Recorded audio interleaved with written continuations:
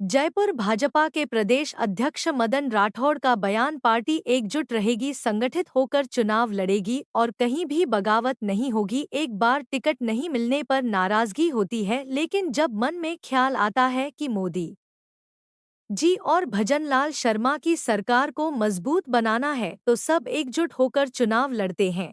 जवाबदारी के साथ कहता हूँ, सब एकजुट थे और एकजुट रहेंगे। प्रधानमंत्री नरेंद्र मोदी के 27 अक्टूबर के संभावित दौरे पर नेता प्रतिपक्ष टीकाराम जूली द्वारा आचार संहिता का हवाला देते हुए लिखे गए पत्र पर कहा कि कांग्रेस के स्टेटमेंट से उनकी कमजोरी साबित होती है। उनमें भय है हम विकास के आधार पर और अपने काम के आधार पर चुनाव जीतेंगे। ऐसा नहीं है, ज़्यादा है, उनमें से एक चुनना है। तो क्या वजह देरी क्यों हो रही है? क्योंकि ये जिला सभा 6 सीटों पर डिक्लेयर हो चुके हैं, जहाँ पर ज़्यादा दिक्कत नहीं है कि वहाँ पर डिक्लेयर हो रहे हैं। देखिए, हमारी तो एक ही है ना जिस पे निर्णय करना है। कांग्रेस को तो अभी सातों पे निर्णय करना है। वो हमसे क्या सवाल करेंगे? हम तो कर लेंगे, हमारी तैयारी है। 1-2 दिन में वो, आजकल में वो भी हो जाएगी। कांग्रेस की टिकट डिक्लेयर नहीं हो रही, किस तरह से आप देख रहे हैं? क्या लग रहा है आपकी, क्या वो आपस में सामंजस्य नहीं बिठा पा रहे, या क्या लग रहा है? कि आप बताओ, विपक्ष मतलब दूसरी पार्टी के हिसाब से क्या देखते हैं? उनके घर की चिंता मुझे नहीं करनी है, मुझे अपना घर संभालना है। जो कल राइजिंग राजस्थान को लेकर एक बड़ा बयान उमेश डोटासरा ने दिया है कि सीएम सैर सपाटे के लिए जा रहे हैं, 40 करोड़ रुपए अब तक खर्च हो गया है और एक धेले का एमयू नहीं आया है। आज फिर हो रहा है 3 लाख का, जयपुर में ही 3 लाख करोड़ का, 3 लाख नहीं 3 लाख करोड़ का आज एमओयू होने वाला है अभी। तो हमारे मुख्यमंत्री जी बहुत प्रयत्न कर रहे हैं। पहले 4.5 लाख का महाराष्ट्र से लेके आए, फिर जापान और वहाँ से लेके आए, अभी वहाँ से भी इंग्लैंड और वहाँ से जर्मनी से लेके आए। तो ये तो खुश होना चाहिए कांग्रेस को, इसकी आलोचना नहीं करना चाहिए। वो क्या सोचते हैं कि वो नहीं कर पाए इसलिए हम भी नहीं कर पाएंगे। वो तो इसलिए नहीं कर पाए कि उनकी सरकार चली कहाँ है। कभी होटलों में चली, कभी टांग खिंचाई में लगे रहे, कभी सरकार बचाने की जुगत में लगे रहे, जनहित के काम नहीं किए उन्होंने। इसलिए, और दूसरी बात और भी है कि कोई भी अपने गाढ़े पसीने का पैसा तभी लगाता है जब उसको विश्वास हो कि मैं जो पैसा लगा रहा हूँ वो अपने वादे पर सरकार कायम रहेगी। जब उनको लगता है सरकार ही स्थिर नहीं है तो क्यों कोई पैसा लगाएगा। जब यहाँ मोदी जी भी सहयोग कर रहे हैं, राजस्थान की सरकार भी तत्पर है, तो निवेश यहाँ आएगा, धरातल पर उतरेगा, लोगों को रोज़गार मिलेगा, राजस्थान की रेवेन्यू बढ़ेगी, संपन्नता आएगी, आम आदमी का जीवन स्तर मजबूत होगा। ये सब काम होने वाले हैं और यहाँ हम उद्योग को प्रोत्साहित देने के लिए सभी तैयार हैं, काम होगा। सीएम भजनलाल शर्मा का अपने बड़ा आपके खूब सर में उठ रहे हैं, झुंझुनू में उठ रहे हैं, तो बगावत को कैसे थामोगे? हालांकि कल सीएम भजनलाल शर्मा की वजह से बड़ी सफलता मिली है कि उनको भी बड़ी सफलता मिल गई है कि उन्होंने थाम लिया है नरेंद्र शर्मा। ये तो अच्छी बात है ना, कहीं बगावत नहीं होगी, एक जगह भी बगावत नहीं होगी। हमारी पार्टी एकजुट रहेगी और संगठित रूप से हम चुनाव लड़ेंगे। कोई बगावत कहीं भी किसी भी प्रकार की नहीं होगी।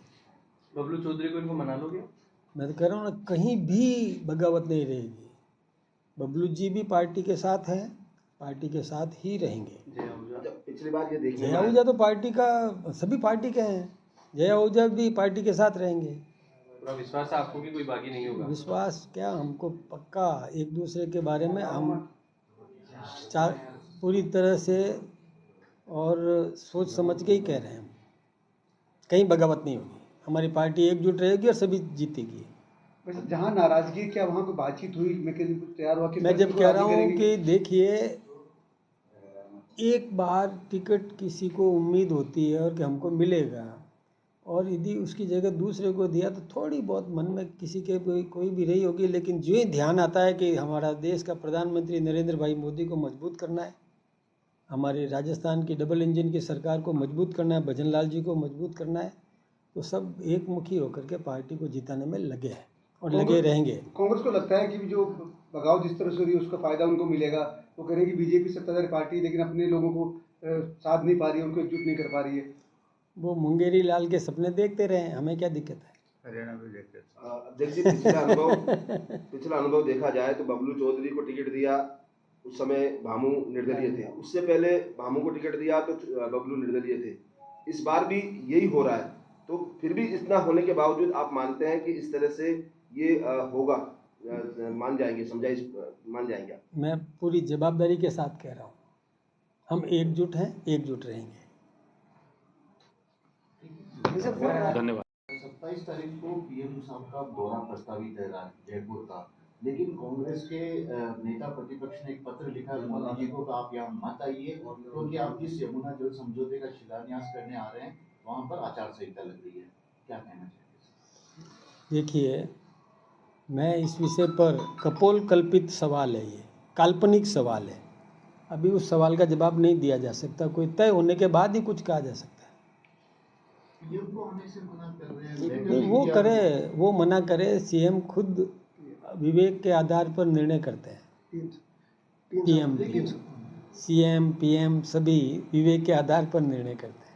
लेकिन अगर पीएम साहब आ जाते हैं तो यमुना जल का पानी मिलेगा उस एरिया को, इसमें विकास में, जब विकास की बात आती है तब तो सबको एकजुट होना चाहिए। कहीं ना कहीं कांग्रेस में शायद, कांग्रेस को भय है, वो सोचती है कि, और वैसे तो कांग्रेस के इस समय देखिए ना, जो उनके स्टेटमेंट्स आ रहे हैं, मुझे वैसे कहना नहीं चाहिए दूसरी पार्टी के बारे में, लेकिन अपने आप उनके स्टेटमेंट्स में कमजोरी साबित हो रही है। वो सोचती है कि और कमज़ोर हो जाएंगे हम, लेकिन हम तो विकास के आधार पर और हमने जो अभी तक किया है उसके आधार पर हम चुनाव जीतेंगे। ये अभी अब हमारे पास में कोई इस प्रकार की अधिकृत सूचना नहीं है। कल कांग्रेस ने तय कर